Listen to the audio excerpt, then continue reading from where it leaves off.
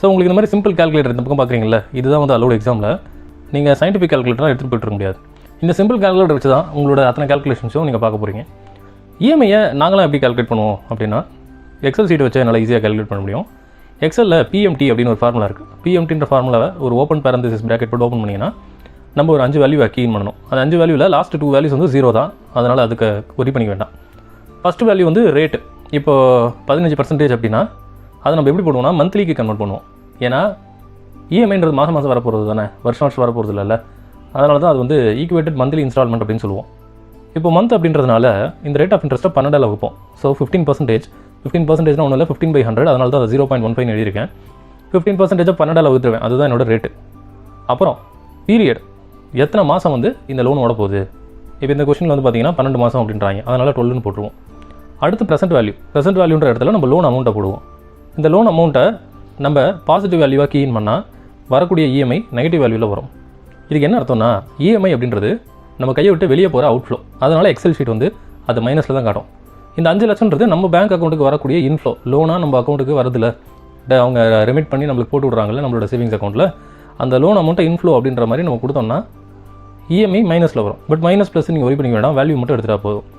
XL ஷீட்டில் within 5 செகண்ட்ஸில் உங்களால் ஒரு லோனோட இஎம்ஐயை கால்குலேட் பண்ண முடியும். அப்படி கால்குலேட் பண்ணி வர ஆன்சர் தான் 45,129. ஸோ கிட்டத்தட்ட பார்த்தீங்கன்னா ஆப்ஷன் ஏ. அக்கௌண்ட்ஸை பொறுத்த வரைக்கும் இன்னொரு விஷயமா கற்றுக்குங்க. உங்களுக்கு எப்போவுமே இந்த ஏபிசிடியில் கொடுத்துருக்க வேல்யூ எக்ஸாக்டாக அப்படியே வராது. ஏன்னா பாயிண்ட்டுக்கு பிறகு நீங்கள் 3 டிஜிட்டை வச்சு கால்குலேட் பண்ணியிருப்பீங்க. வேறஸ் அந்த கொஸ்டின் பேப்பர் செட்டர் வந்து பாயிண்ட்டுக்கு அப்புறம் 2 டிஜிட் தான் வச்சு கால்குலேட் பண்ணியிருப்பார். அதனால் இந்த இடத்துல நீங்கள் ஆன்சர் ஆப்ஷன்ஸ் உங்கள் எக்ஸாக்டாக கால்குலேட்டர் காட்டுற ஃபிகர் வரலன்னா கவலைப்படாதீங்க. அதுக்கு நியர்பை வேல்யூவை நீங்கள் ரவுண்ட் பண்ணிட்டு போயிட்டு இருக்கலாம். சரி, இப்போது எக்ஸல் ஷீட்டில் எப்படி பண்ணணும் அப்படின்றத நான் சொல்லிட்டேன். பட் உங்களுக்கு எக்ஸாமில் எக்ஸல் ஷீட்டில் தரப்போகிறதுல அட்லீஸ்ட் என்ஐஎஸ்எம் நடத்துகிற எக்ஸாம்ஸ்லையாவது கேபிட்டல் மார்க்கெட் எக்ஸாம்ஸ்லையாவது ஓப்பன் கேல்சின்னு ஒன்று தருவாங்க. அது பார்க்க கிட்டத்தட்ட எக்ஸல் ஷீட் மாதிரியே தான் இருக்கும். அதில் நாங்கள் காம்ப்ளெக்ஸான போர்ட்ஃபோலியோ கால்குலேஷன்லாம் போடுவோம். பட் உங்களை பொறுத்த வரைக்கும் நீங்கள் ஃபார்முலாவை கற்றுக்குங்க. ஃபார்முலாவில் வேல்யூ சப்ஸ்டியூட் பண்ணி ஆன்சர் அரைவ் பண்ண பாருங்கள். இஎம்ஐயோட ஃபார்முலாவை தான் இந்த இடத்துல கொடுத்துருக்கேன். Principal into rate of interest into 1 + r⁴n, இது வந்து நியூமரேட்டர், டிவைடட் பை 1 + r⁴n - 1. இப்போது பிரின்சிபல் அப்படின்றது என்ன? பிரின்சிபல் அப்படின்றது லோன் அமௌண்ட் எவ்வளோ வாங்குறோமோ அதுதான் பிரின்சிபல். இந்த இடத்துல என் ஃப்ரெண்டு 12 லட்ச ரூபா காருக்கு 7 லட்ச ரூபா அவன் கை காசே போட்டான், 5 லட்ச ரூபா மட்டும் பேங்க்கில் லோன் வாங்க போகிறான். ஸோ இந்த 5 lakhs அப்படின்றது பிரின்சிபல். வட்டி 15% வந்து வங்கியை சார்ஜ் பண்ணுறாங்க. ஸோ இது நம்ம சம்முக்காண்டி எப்படி இப்போ ரெப்ரசென்ட் பண்ண போகிறோம்னா 0.15 அப்படின்னு பண்ண போகிறோம். சின்ஸ் இஎம்ஐ கால்குலேட் பண்ண சொல்கிறாங்கன்றதுனால 0.15 டிவைடட் பை 12ன்னு போட்டுக்கலாம். ஸோ 0.15 டிவைடட் பை 12 அப்படின்னு போட்டால் உங்களுக்கு 0.0125 அப்படின்ற வேல்யூ வரும். ஸோ இந்த வேல்யூ தான் நம்ம ரேட் ஆஃப் இன்ட்ரெஸ்ட் அப்படின்ற ஆர் அப்படின்ற வேல்யூவில் போட போகிறோம். இப்போ என் அப்படின்றது என்ன? டைம் பீரியட் அப்படின்றது என்னென்னா 12 மாதத்துக்கு இந்த லோன் போகுது. ஸோ என்னன்றது இந்த இடத்துல 12. இப்போ நம்மளுக்கு வேல்யூலாம் வந்துருச்சு. நம்ம இதை அப்படியே ஃபார்முலா சப்ஸ்டியூட் பண்ணால் நம்மளுக்கு ஆன்சர் கிடச்சிடும்.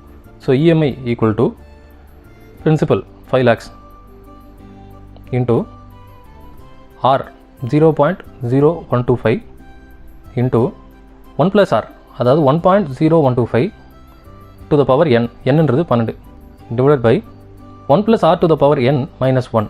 அதாவது இங்கே ஒரு ஆன்சர் கண்டுபிடிக்கிறோம் தெரியுமா, அதுலேருந்து நம்ம 1 கழிச்சிடணும். 1.0125 டு த பவர் 12 - 1. இப்போ உங்களுக்கு இருக்கிற பெரிய சிக்கலே இந்த டப்பா கால்குலேட்டர் வச்சு 1.0125 டு த பவர் 12 இது எப்படி நான் கால்குலேட் பண்ணுவேன் அப்படின்றது தான். ரொம்ப சிம்பிள் ஃப்ரெண்ட்ஸ். இங்கே மல்டிப்ளிகேஷன் ஒரு சிம்பிள் இருக்கா, இதை வச்சு தான் நீங்கள் விளையாண்டாகணும். ஃபஸ்ட்டு என்ன பண்ணுங்கள், 1.0125 இன்ட்டு 1.0125 அப்படின்னு போடுங்க. அது வந்து ஆர் ஸ்கொயரோட வேல்யூவை கொடுத்துரும். அடுத்து ஒரு பெரிய நம்பர் வரும் தெரியுமா, இன்ட்டு சிம்பிளை மறுபடியும் ப்ளஸ் பண்ணால் அதே நம்பரால் பெருக்குனா உங்களுக்கு கிடைக்க போகிறது R4. ஸோ r⁴ கிடச்சிடும். இப்போ r⁴ வச்சு மறுபடியும் பெருக்குனீங்கன்னா உங்களுக்கு r⁴ கிடச்சிடும். ஸோ இப்படி r⁴ நீங்கள் ஏற்கனவே ஸ்க்ரீனில் பார்த்து தனியாக எழுதி வச்சுக்கணும். இப்போ r⁴ நீங்கள் கண்டுபிடிச்சிட்டிங்க. இந்த r⁴ ஏற்கனவே நீங்கள் தனியாக எழுதி வச்ச r⁴ பெருக்கிட்டாலே r⁴ 12 அப்படின்றது உங்களுக்கு கிடச்சிடும். இந்த மாதிரி நீங்கள் மேத்தமெட்டிக்கலாக ஒரு வேல்யூவை எழுதிட்டாலே 90% ஆஃப் ப்ராப்ளமை சால்வ் பண்ணிட்டு தான் அர்த்தம்.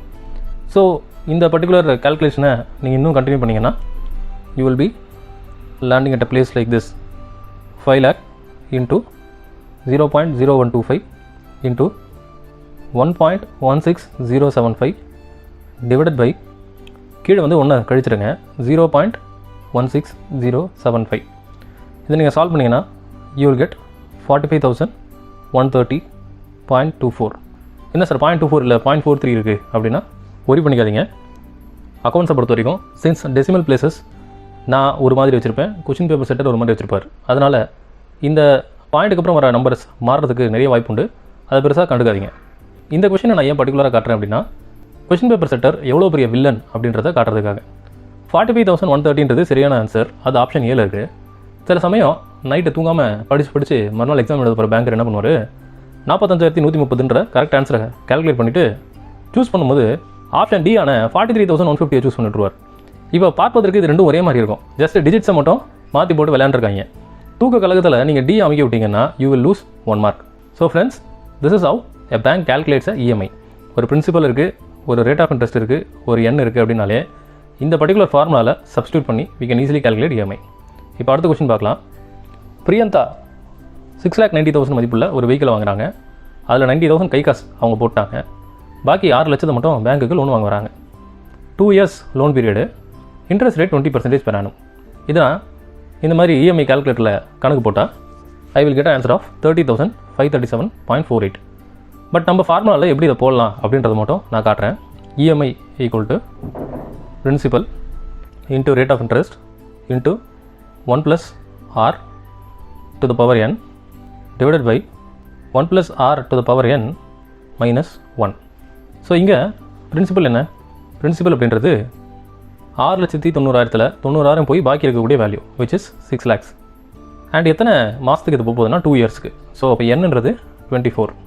இப்போது rate of interest 20% per annum இருக்குது. நம்ம மாதத்துக்கு தான் இதை கால்குலேட் பண்ண போகிறோம்.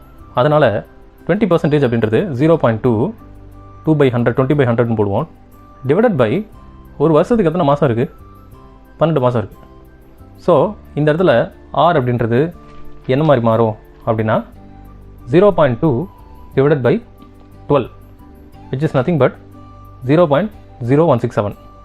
இப்போ இந்த வேல்யூஸ் எல்லாம் 6 lakhs into 0.0167 into 1.0167 to the power 24 divided by 1.0167 to the power 24 minus 1 அப்படின்னு போட்டு உங்கள் கால்குலேஷன் பண்ணிங்கன்னா you will get this 30,537.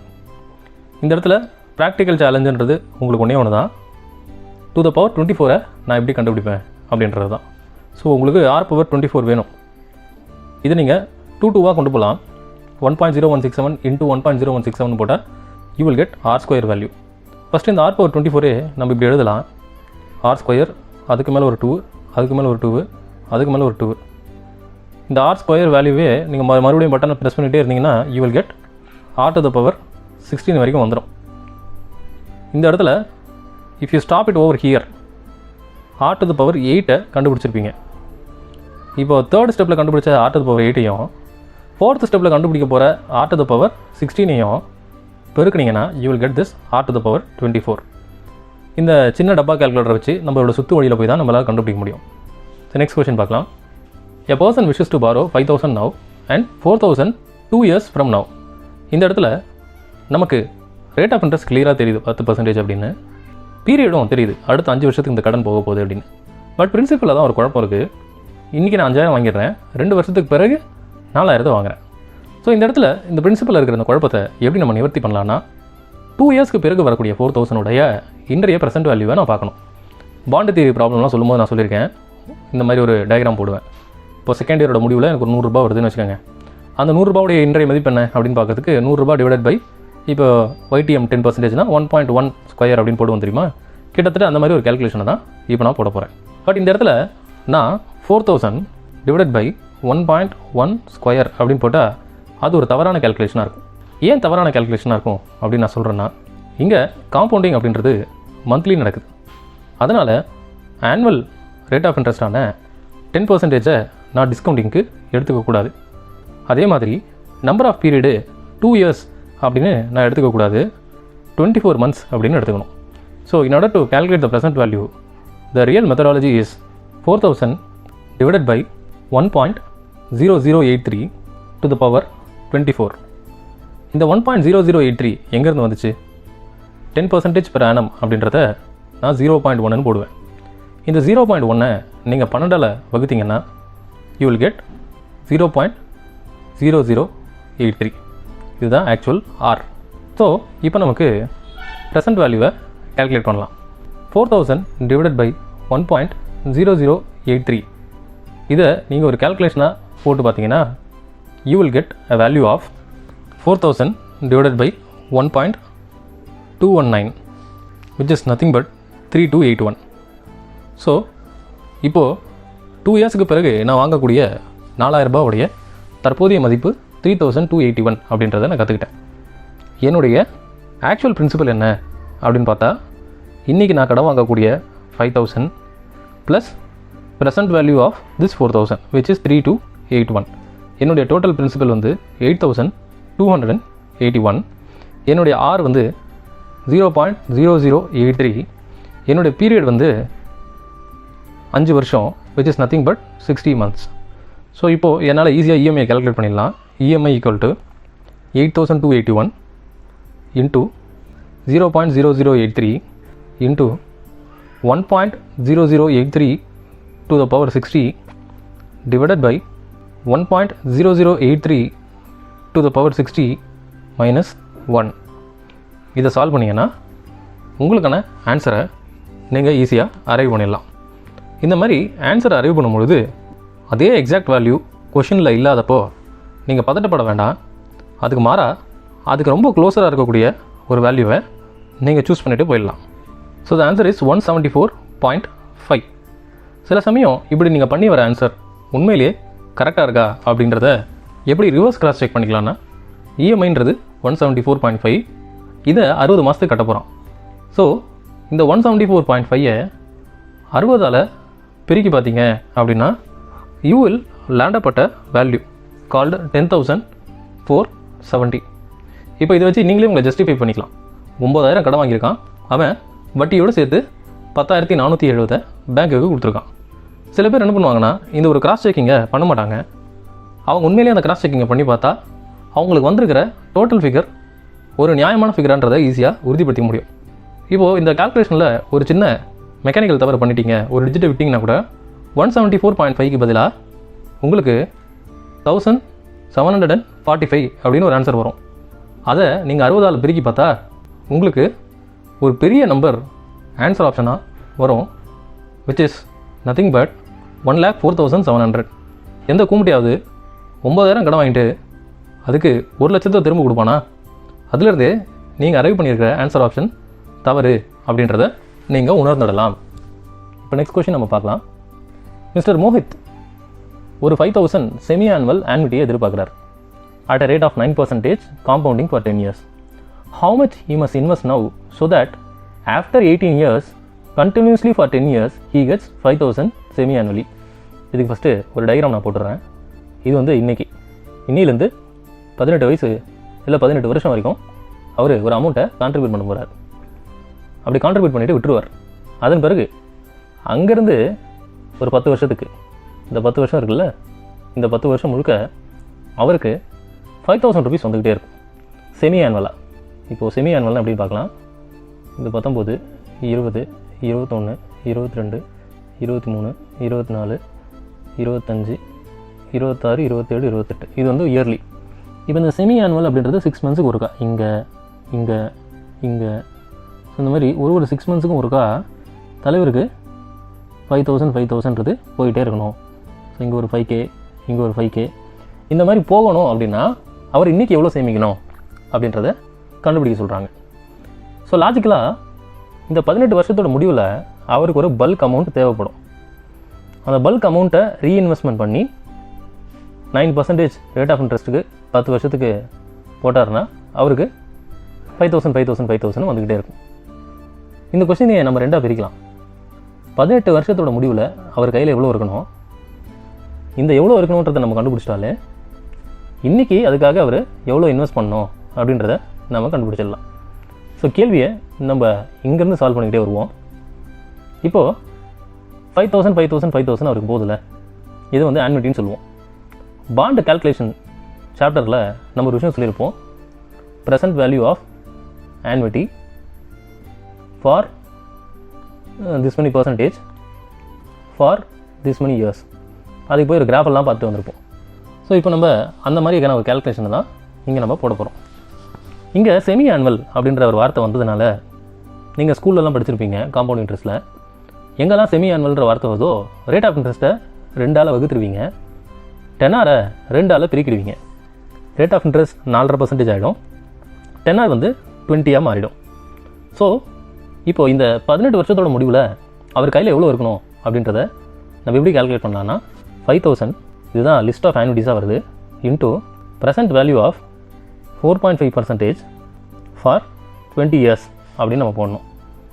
அப்படி நம்ம போட்டால் நம்ம இந்த டேபிளில் பார்த்தோம்னா we will get 5000 into 13.007 அப்படின்ற மாதிரி ஒரு வேல்யூ கிடைக்கும். சில சமயம் கொஷின்லேயே பிவி ஃபார் 4.5% ஃபார் 20 போட்டு இந்த வேல்யூவை கொடுத்துட்ருவாங்க. இதை வச்சு நீங்கள் மல்டிப்ளை பண்ணி பார்த்தா you will get an amount of 69,039.68. So 18 வருஷத்தோட முடிவில் அவர்கிட்ட 69,039 ருபீஸ் இருந்துச்சு அப்படின்னா அதை எஃப்டி மாதிரி போட்டு இல்லை ஆன்விட்டி மாதிரி போட்டு 9%க்கு 10 வருஷத்துக்கு 5000 வாங்கி தின்னுட்டு இருப்பார். சரி, இப்போ இந்த 69,000 18 வருஷத்துக்கு பிறகு அவர் கையில் இருக்கணும்னா இன்றைக்கி அவரை எவ்வளோ போடணும்? இங்கே நம்ம மறுபடியும் ப்ரெசன்ட் வேல்யூ அப்படின்ற கான்செப்டுக்கு நோக்கி தள்ளப்படுறோம். ஃப்யூச்சரில் நம்ம கையில் இவ்வளோ பெரிய அமௌண்ட் இருக்கணும் அப்படின்னா இன்றைக்கி நம்ம எவ்வளோ சேவ் பண்ணணும் அப்படின்றத ஈஸியாக கால்குலேட் பண்ணலாம். Present value is equal to future value into 1/1 + r to the power n. இந்த ஃபார்முலா வச்சு நம்மளால் இன்றைக்கி அவர் எவ்வளோ சேமிக்கணும் அப்படின்றத ஈஸியாக கால்குலேட் பண்ணிட முடியும். இந்த ஆர் அப்படின்றத போடும்போது கொஞ்சம் கேர்ஃபுல்லாக இருக்கணும். ஏன்னா செமி ஆனுவல் அப்படின்றது கொஷின் முழுக்க கண்டினியூ ஆகிட்டே வருது. அதனால் ரேட் ஆஃப் இன்ட்ரெஸ்ட் அப்படின்றத நாம் பாதியாக ஆக்கிட்டு பீரியட் அப்படின்றத டபுள் ஆக்க போகிறோம். ஸோ இப்போ நம்ம கால்குலேஷனை பொறுத்த வரைக்கும் ரேட் ஆஃப் இன்ட்ரெஸ்ட்ன்றது 4.5%, பீரியட் அப்படின்றது 18 வருஷம், அதை நான் டபுள் பண்ணால் 36 அப்படின்னு மாறும். ஸோ இந்த கொஷினை ஈஸியாக சால்வ் பண்ணிட்டு போயிடலாம். 69,039.68 இன்ட்டு 4.5%. நீங்கள் பாயிண்டில் டெசிமல் எழுதணும்னா 0.045 இருக்கும். ஸோ இந்த இடத்துல அது கூட 1 ஆட் பண்ணுறேன். அதனால் the entire calculation will become like this. இதை நான் ஈஸியாக எழுதிட்டேன், இதுதான் ஆன்சரும் கூட. பட் இந்த டு த பவர் ஆஃப் 36 இந்த சின்ன கால்குலேட்டர் வச்சு நீங்கள் எப்படி பண்ண போகிறீங்க? இன்டூ 2 அப்படின்னு போட்டு நீங்கள் கால்குலேட் பண்ணணும். அப்படி நீங்கள் கால்குலேட் பண்ணிங்கன்னா டு த பவர் 32 வரைக்கும் ஈஸியாக பண்ணிடுவீங்க. டு த பவர் 4க்கு ஏற்கனவே நீங்கள் கால்குலேட் பண்ணது எழுதி வச்சுருந்தீங்கன்னா அதையும் இதையும் பெருக்கிறீங்கன்னா you will get an answer. So if you tally this you will get an answer of 13,334.97. இதுதான் இன்றைக்கி நாம் சேர்த்து வைக்கக்கூடிய அமௌண்ட். 18 வருஷம் இந்த அமௌண்ட்டை நம்ம சேர்த்து வச்சுட்டே வந்தோம் அப்படின்னா we will get a annuity of 69,039.68. Next question போகலாம். ரூல் ஆஃப் 72 படி எஃப்டி ரேட் 12% இருந்தால் எவ்வளோ காலத்தில் அந்த பணம் டபுள் ஆகும் அப்படின்னு கேட்குறாங்க. ரூல் ஆஃப் 72 அப்படின்றது என்ன சொல்லுதுன்னா 72 அப்படின்ற நம்பரை ஒரு ரேட் ஆஃப் இன்ட்ரெஸ்ட்டால் டிவைட் பண்ணிங்கன்னா வரக்கூடிய வேல்யூ நம்பர் ஆஃப் இயர்ஸ். இந்த நம்பர் ஆஃப் இயர்ஸில் என்ன நடக்கும்னா நீங்கள் ஆரம்பத்தில் போட்ட பைசா டபுள் ஆகிருக்கும். அந்த லாஜிக் படி பார்த்தா 72வை 12%ஆல் நான் வகுக்கிறேன். 12 72 2 அடியாகி 6ன்னு வரும். 6 வருஷத்தில் நான் போடுற பணம் ஈஸியாக டபுள் ஆகிடும். இந்த ரூல் ஆஃப் 72ன்றது ஃபிக்ஸட் இன்கம் இன்ஸ்ட்ருமெண்ட்ஸை பொறுத்த வரைக்கும் ரொம்ப ஹேண்டியான ஒரு டூலு. இந்த டூலை வச்சு ஈஸியாக ஒருத்தரால் தான் என்ன அமௌண்ட்டை போட்டோம் அது எவ்வளோ சீக்கிரம் டபுள் ஆகும் அப்படின்ற கால அளவை கேல்குலேட் பண்ணிட முடியும். நெக்ஸ்ட்டு சிம்பிள் இன்ட்ரெஸ்ட் கொஸ்டின் ஒன்று கேட்டிருக்காங்க. சிம்பிள் இன்ட்ரெஸ்ட்னாலே உங்கள் எல்லாருக்கும் தெரியும். Simple interest equal to PNR by 100. இங்கே Pன்றது 2 லட்சம், Nன்றது 2 இயர்ஸு, Rன்றது 10 டிவைடட் பை 100. ஸோ இதை நீங்கள் சம்மா போட்டிங்க அப்படின்னா 20 அடிஞ்சிடும், 40,000 அப்படின்னு வரும். So this is a 1 mark answer JAB பொறுத்த வரைக்கும். Next question. ஸோ ஃப்ரெண்ட்ஸ், இந்த கொஸ்டினில் என்ன கேட்டிருக்காங்கன்னா ஆர் அப்படின்றவன் 30,000 டிவியை 20,000 ரூபாய் கை காசு போட்டு வாங்கிட்டான். பாக்கி 10,000க்கு லோன் எடுத்திருக்கான். அந்த லோனுக்கு 14% இன்ட்ரெஸ்ட்டு, காம்பவுண்டட் ஆனுவலி. பார்த்தீங்களா, காம்பவுண்டட் மந்த்லி இல்லாமல் காம்பவுண்டட் ஆனுவலியாக இருக்குது. இந்த கொஸ்டினில் புதுசாக அந்த உலகத்துக்கு ஏதோ சொல்ல வராங்க. அதுவும் இன்னொரு விஷயம் பாருங்கள், ஈக்குவேட்டட் ஆனுவல் இன்ஸ்டால்மெண்ட் கண்டுபிடிக்க சொல்கிறான். வழக்கமாக ஈக்குவேட்டட் மந்த்லி இன்ஸ்டால்மெண்ட்டை தான் கண்டுபிடிக்க சொல்லுவாங்க. இங்கே வித்தியாசமாக ஈக்குவேட்டட் ஆனுவல் இன்ஸ்டால்மெண்ட் கேட்குறாங்க. இங்கே என் அப்படின்றது என்னென்னு பார்க்கலாம். என்னன்றது 4. வழக்கமாக நம்ம என்ன பண்ணுவோம், நம்பர் ஆஃப் மந்த்ஸை தான் என்னன்னு போடுவோம், பீரியட்னு போடுவோம். வேற இங்கே வட்டியே வருஷம் வாங்க போகிறதுனால என்னன்றது 4 தான். ரேட் ஆஃப் இன்ட்ரெஸ்ட் அப்படின்றது 14%, which is nothing but 0.14. சரி, இந்த 0.14 12ஆல் டிவைட் பண்ணுமா, ஏன்னா போன சமக்குலாம் பண்ணிட்டு இருந்தோமே அப்படின்னு நீங்கள் கேட்கலாம். இந்த இடத்துல அது தேவையில்லை, ஏன்னா ஈக்குவேட்டட் ஆனுவல் இன்ஸ்டால்மெண்ட் தான் கேட்குறாங்க, ஈக்குவேட்டட் மந்த்லி இன்ஸ்டால்மெண்ட் கேட்கல. ஸோ இப்போ நம்ம கண்டுபிடிச்சிருக்க இந்த பிரின்சிபல், இந்த எண், இந்த 6, இதை இஎம்ஐ ஃபார்முலாவில் நாம் சப்ஸ்டியூட் பண்ணி பார்த்தா principal into n into 1 + r to the power n divided by 1 + r to the power n minus 1. Sorry, இங்கே இஎம்ஐ நான் போட்டக்கூடாது, இஏஐன்னு போடணும். இஏஐக்கும் இஎம்ஐக்கும் ஒரே ஃபார்முலாவா சார்னு கேட்டால் ஒரே ஃபார்முலா தான். ஆனால் எதை நம்ம என்ன சூஸ் பண்ணுறோம், எதை நம்ம ரேட் ஆஃப் இன்ட்ரெஸ்ட்டாக சூஸ் பண்ணுறோன்றதை பொறுத்து அதனுடைய தாத்பரியம் மாறுபடும். இப்போ நான் என்ன பண்ணியிருக்கேன்னா 10,000 அப்படின்ற பிரின்சிபலில் எழுதிட்டேன். ஆறுன்றது 0.14, 1 + r to the power என்னன்றது 1.14 to the power 4. அதை நம்ம எக்ஸல் ஷீட்டில் போட்டால் 1.688னு வரும். இது மூணுத்தையும் பெருக்கி நியூமரேட்டர் கொண்டு வந்து டிவைடட் பை 0.68896னு போட்டால் எக்ஸல் ஷீட்டு நம்மளுக்கு 3432 அப்படின்றத ரைட் ஆன்சர்னு காட்டுது. ரைட் ஆன்சர்னு பார்த்தா 3432.04னு வருது. ஆனால் இந்த 0.04னு வச்சுலாம் ஆன்சர் ஆப்ஷனில் எங்கேயுமே இல்லை. அதனால் இதுக்கு ரொம்ப நெருங்கிய வேல்யூவான 3432 அப்படின்ற ஆப்ஷன் ஏ மட்டும் நான் சூஸ் பண்ணிக்கிறேன். ஃப்ரெண்ட்ஸ், அடுத்ததான் நம்ம பார்க்க போகிற கொஷின் ரொம்ப இன்ட்ரெஸ்டிங்கான ஒரு கொஷின். இது வந்து ஆன்விட்டி சம்மந்தப்பட்ட ஒரு கொஷின். இஎம்ஐக்கு நம்ம பல கொஷின்ஸை பார்த்துட்டோம். இஎம்ஐ ஃபார்முலாவும் இப்போ நம்மளுக்கு மனப்பாடமே ஆயிருக்கும். ஆன்விட்டிக்கு ஒரு ஃபார்முலா இருக்குது.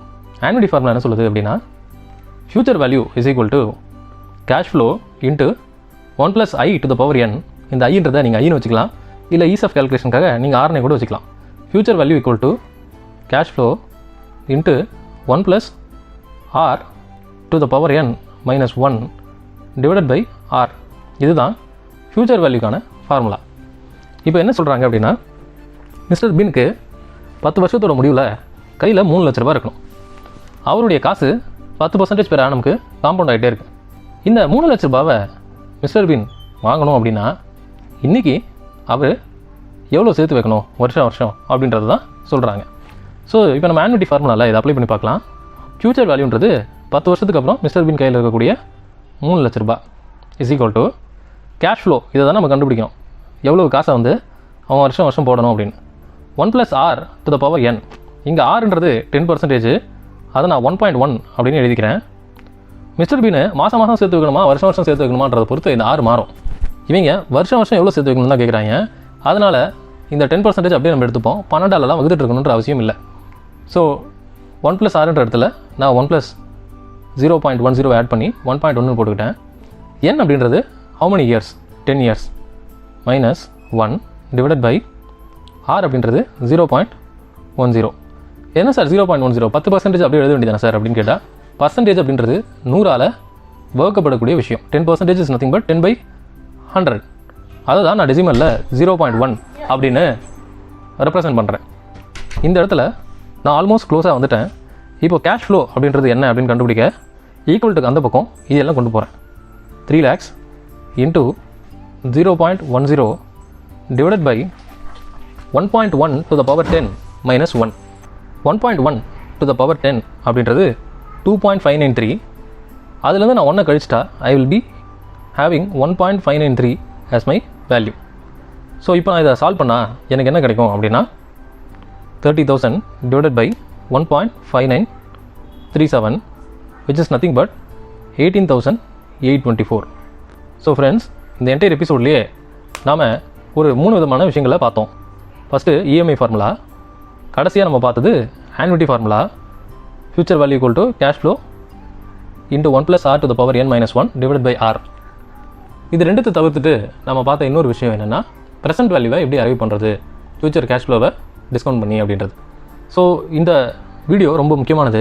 ஏன்னா எக்ஸாமில் 3லேருந்து 5 கொஸ்டினாவது இந்த இஎம்ஐ அண்ட் ஆன்விட்டி பேஸ்ட் சம்ஸாக நீங்கள் எதிர்பார்க்கலாம். So thanks for listening to me. Let's meet in another interesting chapter.